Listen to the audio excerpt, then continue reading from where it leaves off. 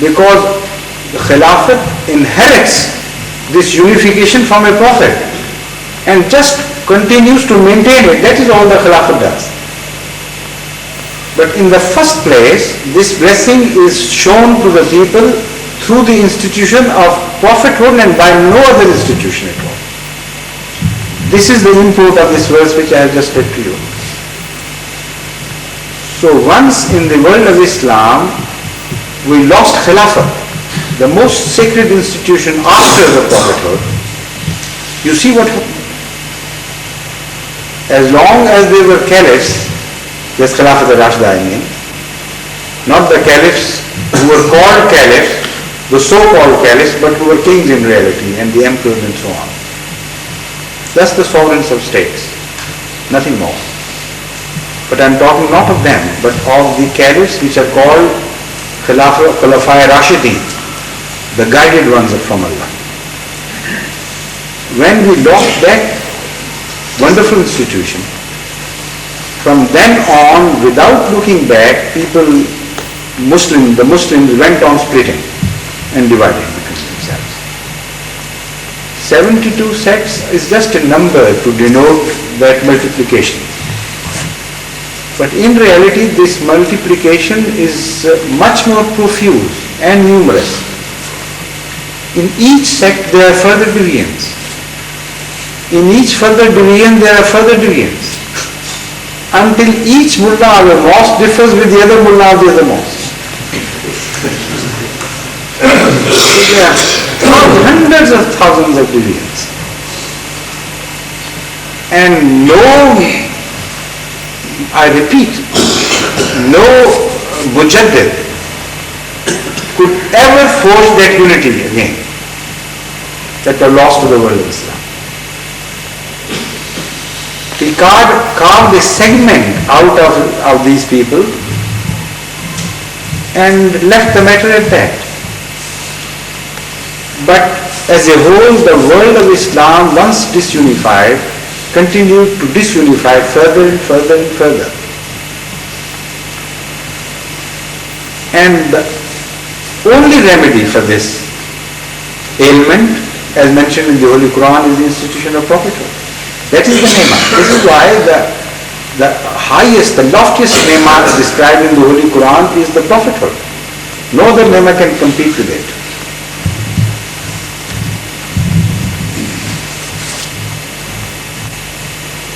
Now, without having achieved all these qualities, the future of Islam could not be vouchsafed, could not be guaranteed. Without re-establishing all these lost values, which are established in the first place by prophethood, it is impossible to foresee a glorious, brilliant future for Islam. It would be childish, it would be a fool's dream. With all this split, with all these differences, with all this darkness creeping upon the people and the hearts of the people, with all this misinterpretation of the Holy Quran and differences in the fundamentals and loss in the quality of character and immorality and all that, and corruption, there is an endless list of the melodies which most unfortunately Ummat al-Muslimah is witnessing now. Now, can you conceive of a glorious era of victory of Islam with this stuff available? With this state of affairs? It's impossible. All those lost values had to be regained. The unity had to be forged once again and established before looking for the great revival of the movement of Islam, which would ultimately establish Islam's superiority over all other faiths and make Islam victorious over the rest of the world. These were the prerequisites.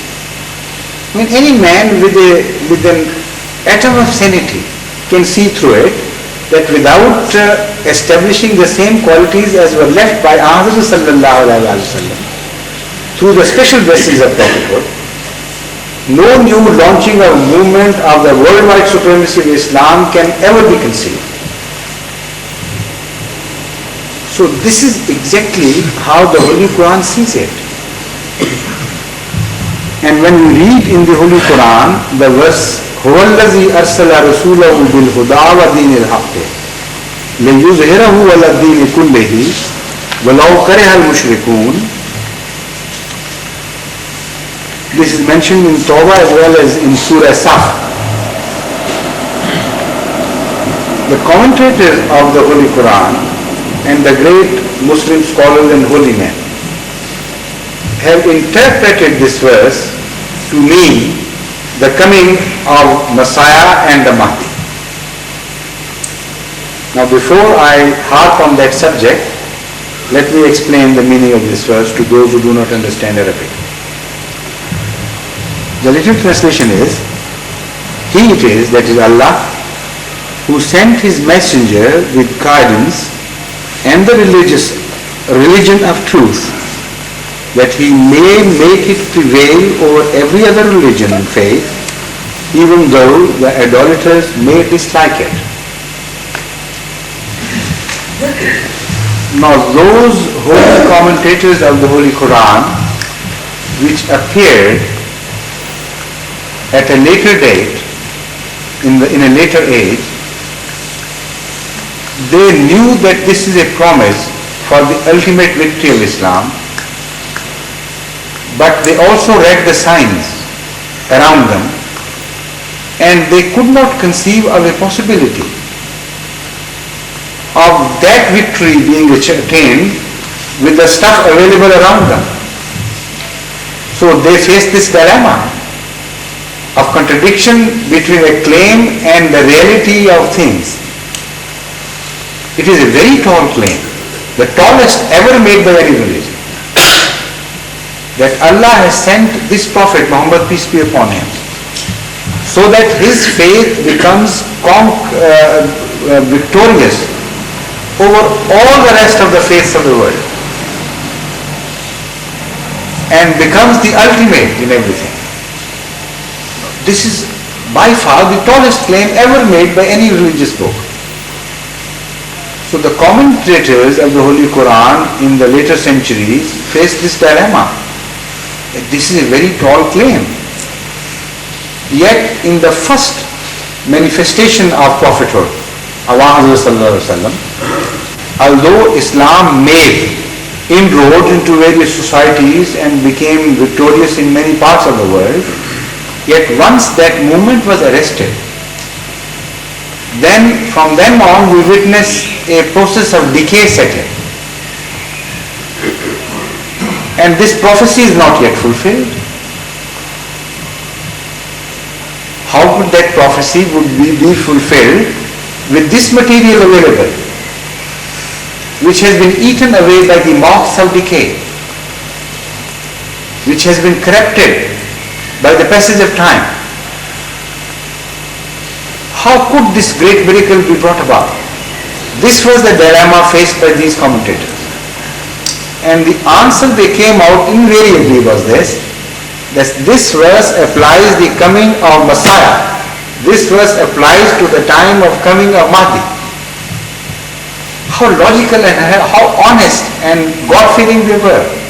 You know, this is the quality of holiness. When you come across the quality of holiness, you know it. You feel it. That there is a pious and honest and truthful person speaking to you. They could not fill the people with a false hope that you are the people who are going to bring about that, because the Holy Prophet of Islam has come and it was he who was to bring about that ultimate victory. You are his successor, so you will gradually, inshallah, with the passage of time, you will become victorious. They left the present as they saw